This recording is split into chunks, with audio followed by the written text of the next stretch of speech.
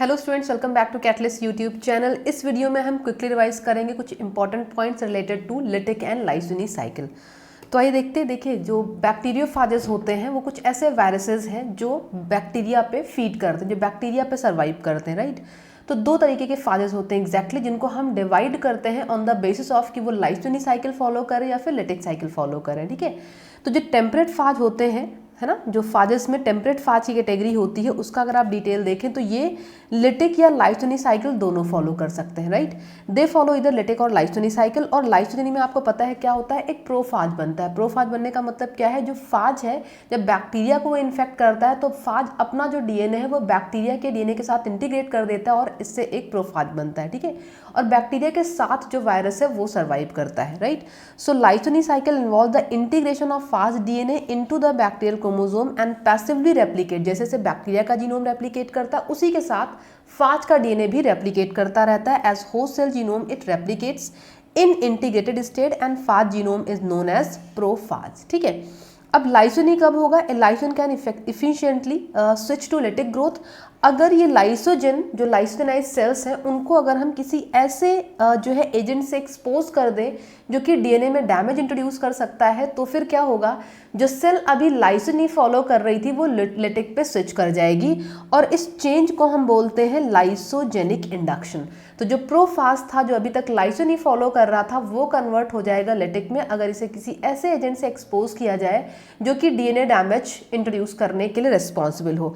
अगर हम इस फाज की बात करें, टेम्परेट फाज का, तो लेमडा फाज सबसे अच्छा एग्जाम्पल होता है जो कि ई कोलाई को इन्फेक्ट करता है और ये लिटिक और लाइसिनी दोनों साइकिल फॉलो कर सकता है। अगर आप इसकी साइकिल पे ध्यान दो, लेमडा फाज आपको यहाँ पर दिखाया गया। जो लेमडा फाज है, ऑब्वियसली इसका एक हेड होता है, एक टेल होता है। हेड में इसका जो कवरिंग है प्रोटीन की है और इंटीरियर साइड पे डीएनए मॉलिक्यूल होगा, ठीक है। डबल स्टैंडर्ड डीएनए इसका क्रोमोसोम होता है। अभी लास्ट एग्जाम में भी क्वेश्चन पूछा गया था आपके एग्जाम में। अब जब ये ई कोलाई को इन्फेक्ट करता तो या तो ये लिटिक साइकिल फॉलो करता है या तो लाइसिनी फॉलो करता है। अगर हम लिटिक की बात करें तो आप देख सकते हैं इस डायग्राम में कि जब फाज इसमें एंटर करता है तो ये देख सकते हैं सर्कुलर फॉर्म में पहले इसका डीएनए कन्वर्ट होता है।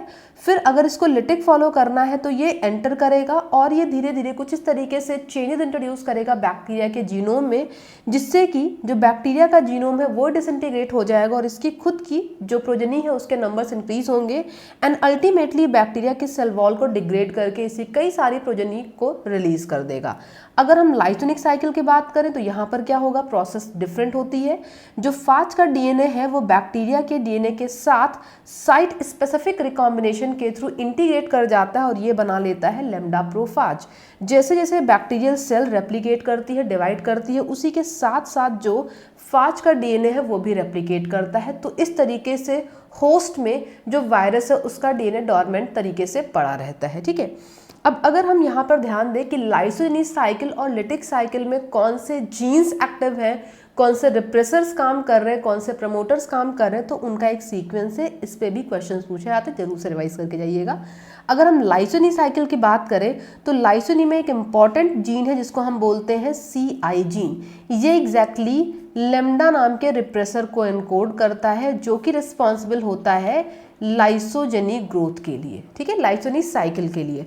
अगर हम क्रो की बात करें तो क्रो यहाँ पर ऑफ रहेगा क्योंकि क्रो रिस्पॉन्सिबल है लिटिक के लिए। तो जब लाइसिनी साइकिल चलेगी तो CI ऑन होगा और क्रो ऑफ होगा। अगर हम प्रमोटर की बात करें तो PRE प्रमोटर जो रिप्रेसर स्टैब्लिशमेंट का काम करता है, PRM प्रमोटर जो प्रमोटर रिप्रेसर मेंटेनेंस का काम करता है, ये दोनों ऑन रहेंगे, ठीक है।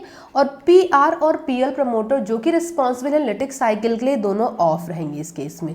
इसका ठीक अपोजिट होता है अगर हम लिटिक साइकिल की बात करते हैं, जहाँ पर CI जीन ऑफ रहेगा, क्रो जीन ऑन रहेगा और इसका जो प्रोडक्ट होगा वो क्रो रिप्रेसर बनेगा, ठीक है। क्रो रिप्रेसर बनेगा और PRE PRM ऑफ रहेंगे, PRPL जो प्रमोटर सीक्वेंसेस होंगे वो ऑन रहेंगे।